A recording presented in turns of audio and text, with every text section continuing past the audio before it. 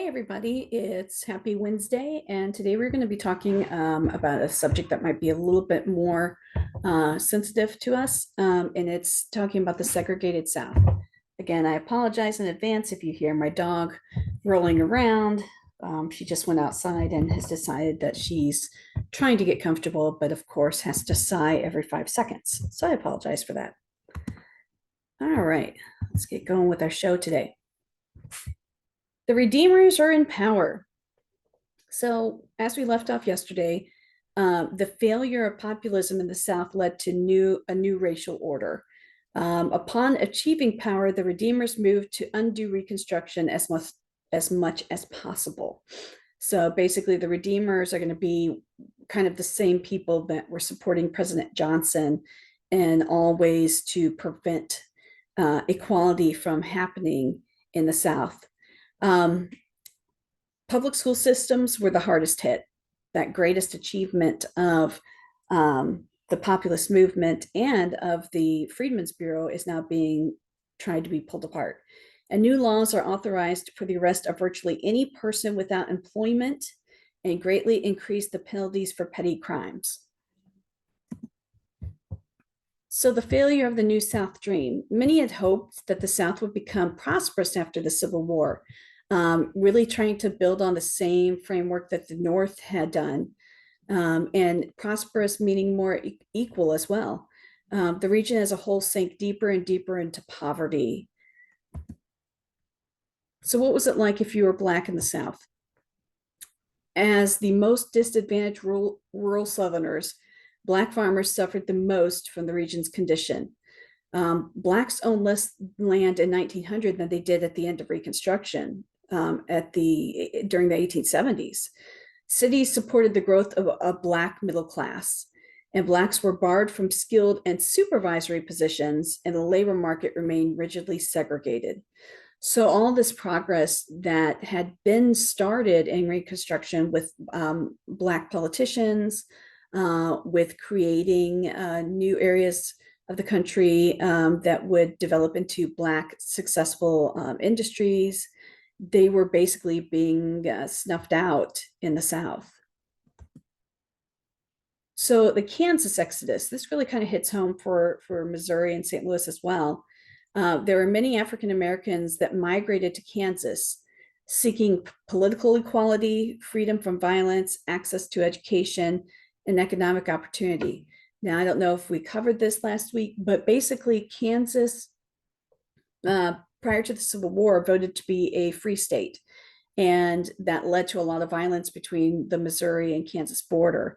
But Blacks are now viewing it as that's still a safe place to go live, as the population there had supported equality.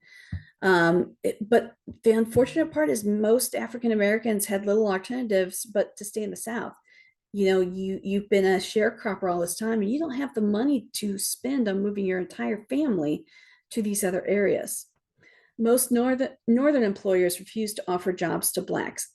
So it's kind of a misleading statement to say, oh, well, the North was so much better than the South. Racism still occurred all over America. It wasn't just, limited to the South. So this is a primary source, and this is what's called what we'd call today like a flyer, and it's basically saying "Ho for Kansas," meaning let's take the train to Kansas. Brethren, friends, and fellow citizens, I feel thankful to inform you that the Real Estate and Homestead Association will leave here the 15th of April, 1878, in pursuit of homes in the southwestern lands of America at transportation rates cheaper than ever known before. And then you could locate Benjamin Singleton, better known as Old Pap, on number 5 North Front Street to sign up to join it. So this was basically something you might go past the post office and see this posted on the bulletin board, and it really inspired a lot of people to try to make that move out of the Deep South. So this is another primary source. This is from Mound Bayou. And it's, quote, in the spring of 1879, thousands of colored people, unable to unable longer to endure the intolerable hardships, injustice, and suffering inflicted upon them by a class of Democrats in the South. And remember, the Democratic Party at this time in the South is what is to become the modern Republican Party and vice versa. Had in utter despair, fled panic-stricken from their homes and sought protected among strangers in a strange land. Homeless, penniless, and in rags, these poor people were thronging the wharves of St. Louis, crowding the steamers on the Mississippi River, and in pitiable destitution, throwing themselves upon the charity of Kansas. Thousands more were congregating along the banks of the Mississippi River, hailing the passing steamers and imploring them for a passage to the land of freedom, where the rights of citizens are respected and honest toil rewarded by honest compensation. The newspapers were filled with accounts of their destitution, and the very air was burdened with the cry of distress from a class of American citizens flying from persecutors which they could no longer endure. So this is also a primary source written in the language and the time of 1879. So the transformation of Black politics, as I kind of hinted at before, political opportunities become more and more restricted. The banner of political leadership passed to Black women activists. And keep in mind, at this time, Black women, they don't have the right to vote yet. So they don't have equal protection under the law in the same sense that Black men were now afforded after Reconstruction. And so they form an organization known as the National Association of Colored Women.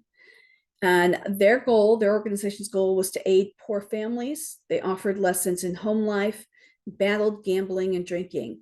So 1890s, 1870 to 1890s is a big kind of the first big women's movement.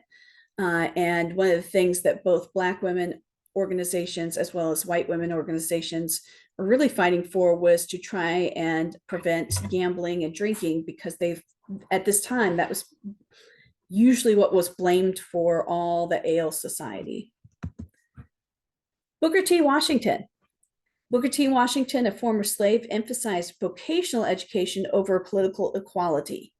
In his writings and speeches, such as the Atlanta Compromise, written in 1895, Washington urged Blacks to adjust to segregation and abandon agitation for civil and political rights. Now, I'm not going to lie to you guys, this was very controversial amongst Black population at this time.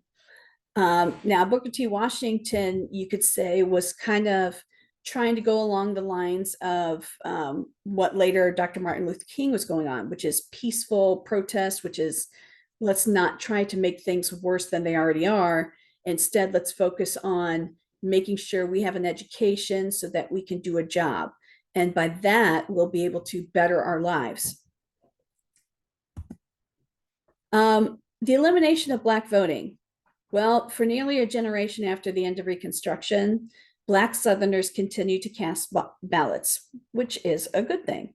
But between 1890 and 1906, every Southern state enacted laws or constitutional provisions meant to eliminate the Black vote. So, if you're hearing this now in politics, in 2024, which we're hearing about like redistricting of maps in different states. This is the same tactics that they were using in the Gilded Age to prevent Blacks from voting. And the job was trying to say, we don't want Blacks to vote because we don't want them to vote for more equality and take away less from the white power structure of the day. So numerous poor and illiterate whites also lost the right to vote. So it was really the people who are rich, wealthy, and educated and white who are trying to desperately hold on to power. So here's an example of a literary test or a literacy. I can't say that word. I'm going to call it a literary test. But basically, it was given to mainly Blacks, but also to poor whites. And if you couldn't complete this test, you would not be able to vote. Now, keep in mind, up until like 10, 20 years before this, there were no schools. So if you're not already an adult, you may not be able to read and write because 10 or 20 years ago, you were in the institution of slavery. So let's just read a couple of these questions. Number one, draw a line around the number or letter of this sentence. Now, okay, draw a line around the number or letter of the sentence. Well, does that mean draw a line around number one? Which, by the way, if you're telling me to draw a line that's straight, number three, cross out the longest word in this line. Okay, that's pretty easy. Number six, in the space below, draw three circles, one inside, engulfed by the other. Well, that's talking about two circles, but not three circles. So as you can see, even, I have a master's degree and I'm reading some of these questions and going, I don't understand what they're talking about. And that was on purpose, because if I can say, oh no, I didn't mean for you to draw a line around the number, I meant for you to draw a circle, but you drew a line around it, which makes it look like a box, you're wrong. Or you drew a circle, but I meant for you to actually draw it in the form of a triangle. It was ways to catch people so that they would not pass. Another tactic that was used at this time was called a poll tax. So this is a receipt for a poll tax of 1900. Again, this is a primary source, so it's from the time period. And it's really hard to read some of this, the handwriting, but I can tell from what was printed that it's from a county in Arkansas. It was from a day in, I believe, June or possibly January 1901. And then you had the people that are signing it. So, okay, you've passed the literary test, and now we're going to charge you money just so you can vote.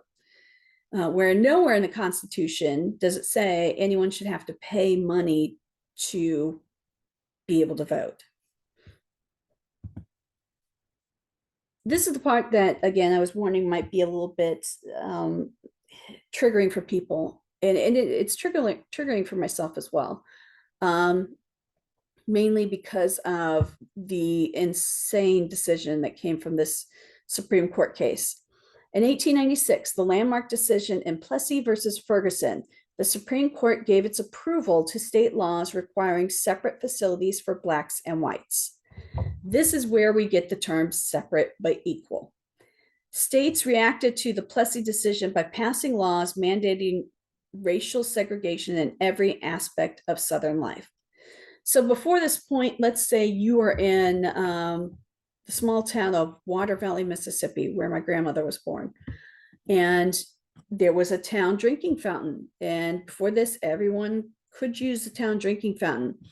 But after this court case, now all of a sudden, the whites are not going to let you drink from the same drinking fountain we've all shared all this time. No, we're going to make you another one over there. And in theory, it's supposed to be equal to this first one. Or better yet, maybe they're saying, nope, we're going to build a brand new one, which is much nicer. We'll give you that old thing over there, and you have to use it because you're Black. It was a completely racist permission slip for all of these states in the South. And if you sought to challenge it, because it's against the Constitution, you are going to get violence towards yourself. And so, you're living in a situation of, do I try to stand up for what's right, or do I say I need to protect my family? So I'm just going to go ahead and do this, even though it's against everything that we fought for in the Civil War, for freedom and equality. So let's look at some more political cartoons. Specifically here up on the upper left, you've got the two drinking fountains. So let's say everyone was using that one on the right there, where it's just a normal pump and you pump water into a bucket or to a drinking cup. It's water, it's fine. But oh no, now we're going to spend money on this very fancy hoity-toity, cherub loving white drinking fountain, and we're going to leave you with that old rusty thing that we all were using before. The railroad system, this took place in the railroad system as well. So you have very nice, elaborate train cars for white passengers, and then you would have, just not very nice conditions, hard wooden benches versus maybe cushions. Maybe there's not windows, who knows, but it was very much meant to show that you are lesser. And that's the whole point of Plessy versus Ferguson, to teach, the South wanted to teach anyone who is Black, stay in your place. You're beneath the white race, which of course was basically undoing everything that was fought for with Abraham Lincoln before he was assassinated. So I want you, for today's kind of assignment, there are going to be some videos, but also if you could write down on a piece of paper and maybe take a screenshot and send it to me. I want you to write down answers to these three questions. And you can look at it in sense of today or back then. The first question, are all crimes equal? Second question, if laws are unfair, should we break them? Why or why not? And the third question, are there crimes for which we should not be punished? If so, what are they? And if not, why not? So really put some thought into them. Think about, different situations and whether it's equal to do to break the law, or should there be different categories? So that's all we'll be doing for today. And then tomorrow we'll get part 3 of our slideshow. Have a great day, and I will catch you all tomorrow.